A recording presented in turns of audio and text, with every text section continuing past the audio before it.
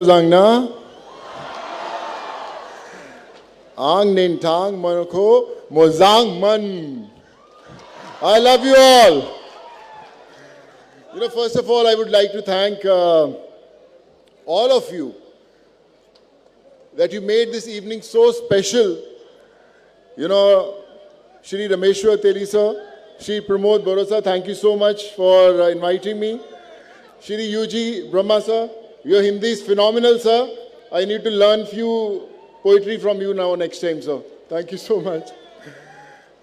Shri Katiram Borosa, Professor Lais Ram sir, Padma Shri Arup K. Datta sir, and all executive members, all MLAs, former President of Bodo Sahitya Sabha, Shri Charan Bora sir, Arup Da, thank you so much for making this beautiful family for me. And मैं सबसे यही कहना चाहूँगा कि मेरा रिश्ता असम से, आप लोगों से, बोडोलैंड से आज का नहीं है, पहले से है. जब कोविड शुरू हुआ, आई रिमेंबर एक मुझे ट्वीट आया जिसमें बहुत सारे लोग, नॉर्थ ईस्ट के लोग फंस गए थे, उनके पास वापस जाने के नहीं था और मुंबई में बारिश बहुत हो रही थी और सब लोग एक ब्रिज के नीचे खड़े होकर उन्होंने ट्वीट किया कि सर हम असम से, नॉर्थ ईस्ट के बहुत सारे जो गांव हैं वहाँ से हमें घर जाना, वापस भेजिए. तो मैंने उनके लिए जब कोशिश करना शुरू किया वापस भेजने के लिए, क्योंकि डिस्टेंस बहुत था महाराष्ट्र और यहाँ में, तो बड़ा मुश्किल हो रहा था. सो मुझे याद है कि जो दूसरी फ्लाइट मैंने चार्टर की थी, पहली उड़ीसा के लिए की थी, सेकेंड असम के लिए स्पेशल एक एयरक्राफ्ट बुक किया था उन सबको फ्लाई करने के लिए. और उसमें जो लोग गए वो जाते समय बोले कि सर अगर हम ठीक ठाक वापस पहुंच गए तो हम वापस आपसे मिलने मुंबई ज़रूर आएंगे. और वो लोग वापस मुंबई आए.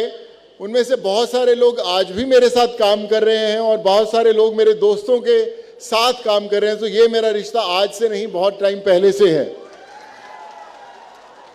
मैं एक इंजीनियर हूँ और एक्टर बाद में बना, पहले इंजीनियर हूँ. तो कहीं ना कहीं मेरा रिश्ता जो है वो एजुकेशन के साथ है. और आज जब बोडोलैंड इंटरनेशनल नॉलेज फेस्टिवल की बात कर रहा हूँ तो कुछ ना कुछ नॉलेज ज़रूर है, इसलिए यहाँ पे खड़ा हूँ.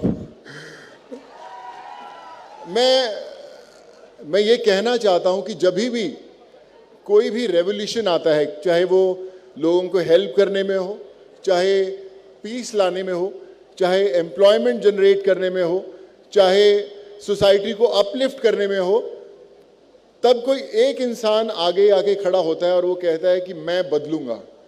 और कई बार बहुत सारे लोग सोचते हैं यार मैं पहले सक्सेसफुल होऊंगा, मैं पहले पैसा बहुत बनाऊंगा, कामयाबी मिलेगी, उसके बाद I want to give back to the society.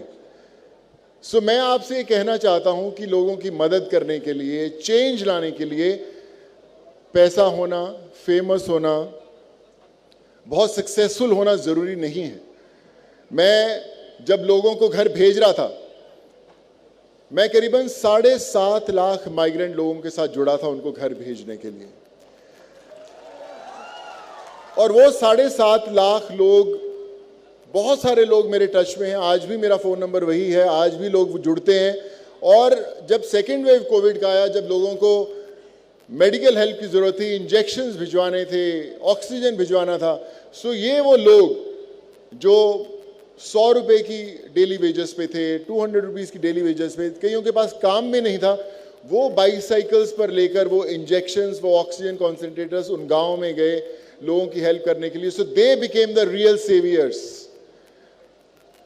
सो आज जब मैं बोडोलैंड के बारे में और जान रहा था तो मैं प्रमोद बोरो जी से बात कर रहा था कि किस तरह आप लोग के बहुत सारे लोग बड़ी मुश्किलों से गुजरे हैं, बहुत टफ समय देखा है, 25-30 इयर्स का एक मुश्किल समय देखा. और उसके बाद आप सबकी जो कोशिश रही, हमारे प्रमोद भाई की कोशिश रही, उसके कारण वापस एक नया सवेरा आया है इस जगह पर.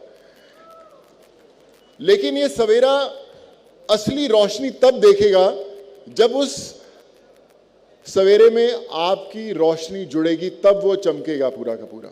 ये जंग एक इंसान नहीं लड़ सकता, ये जंग सबको लड़नी है, आपकी आने वाली जनरेशन्स को लड़नी है, ताकि क्यों हम लोग सिर्फ अपना घर नहीं, अपनी गाड़ी नहीं, अपना मकान नहीं, अपना कमरा नहीं, हम अपनी स्टेट्स को अच्छा बनाएंगे, हम अपने देश को अच्छा बनाएंगे। जब हम लोग घर से बाहर निकल के मदद करने की कोशिश करते हैं तब वो रेवोल्यूशन आता है। वो मैंने पर्सनली एक्सपीरियंस किया। जैसे मैंने बोला कि मैं पंजाब से बिलोंग करता हूँ, इंजीनियर मैं बना नागपुर से, एक्टर बनने मैं मुंबई में आया, और मैं हमेशा सोचता था मेरी ज़िंदगी का एक मकसद है कि मैं फेमस हो जाऊँ, लोग नाम से जानने लग जाएं, मेरे पेरेंट्स प्राउडली महसूस करें कि उनका बेटा नाम कमाया है मुंबई में। और मैं 18-20 साल उसी सोच में जी रहा था। करीबन 100 फिल्में की अलग अलग भाषाओं में, तमिल, तेलुगु, कन्नड़ा, अमराती, चाइनीज, इंग्लिश, हर भाषा में फिल्म की, नाम भी बहुत हुआ, सब कुछ मिली, कामयाबी भी मिली। लेकिन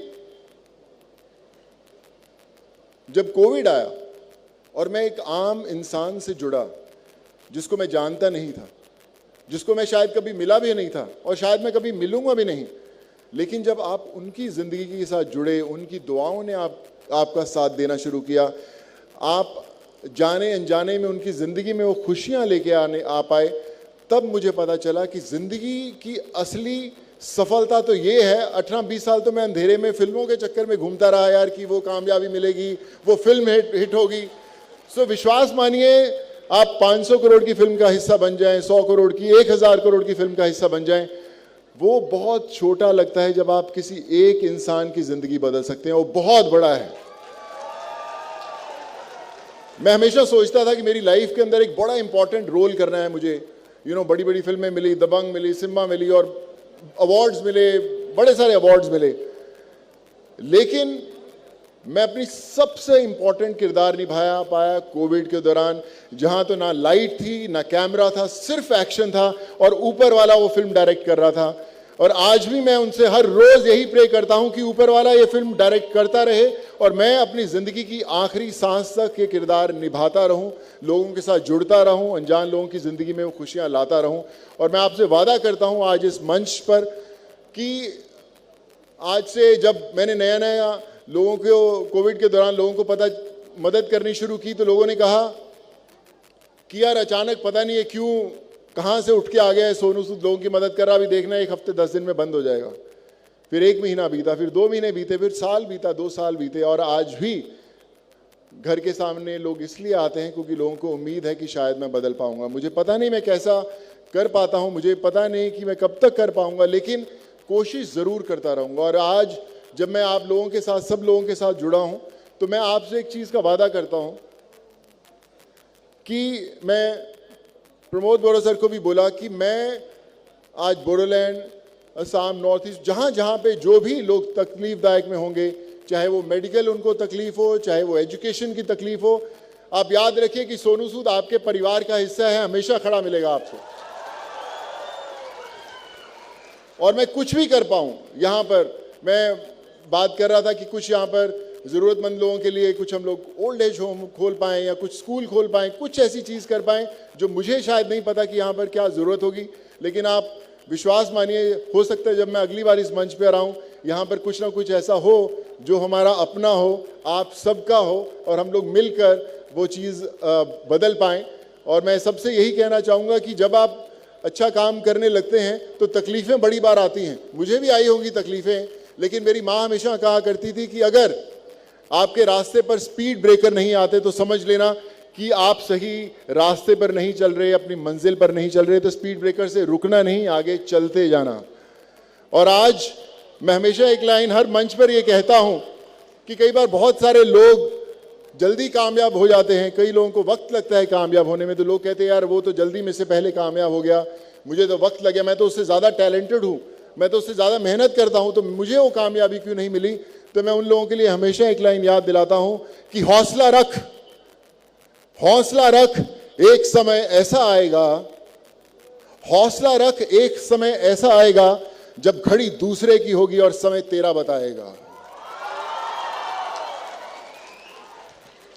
मेरी माँ हमेशा कहा करती थी कि सोनू कभी अपनी मुट्ठी खोल कर तो देख, शायद तेरी हाथ की लकीरों में किसी की जान बचाना लिखा हो।